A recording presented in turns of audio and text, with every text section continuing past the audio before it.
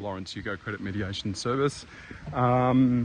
Is questions sometimes we get is that what do the banks do with my old debts? If I don't pay a debt for a little while, what do they do with it?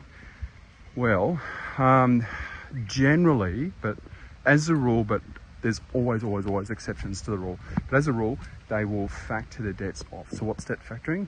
Debt factoring is when your account hits at a minimum 180 days in arrears, 6 months, 8 months in arrears, the bank might decide, you know what, we're going to sell this debt off to a debt collection agency. So if I have a credit card debt of $10,000 that I owe, the bank might sell that for, it's always different, but it fluctuates between 20 cents in the dollar and 40 cents in the dollar, depending on the quality of the credit card. What I mean by quality of the credit card is this debtor a homeowner? Is this debtor working?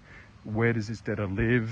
And there's all kind of democratical information that comes into this for the debt collection agency to assess whether it's a good buy or not. So the debt is sold to the debt collection agency, and now the debt collector or the debt collection agency now owns the debt, not the bank. So if ANZ Bank sells my 10 grand credit card to Credit Corp now owns the debt, and I've got to pay, my liability is towards Credit Corp.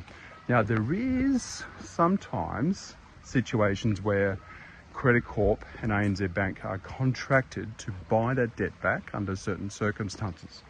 If I previously applied for bankruptcy before the sale, if there's compliancy issues with ANZ or Credit Corp, and there's a few other bits and bobs that come into it. But broadly speaking, if my debt has been sold off, that's it. I owe the money to the debt collection agency.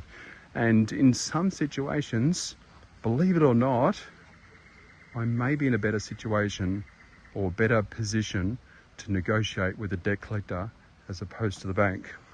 But more on that later. See you guys. Bye.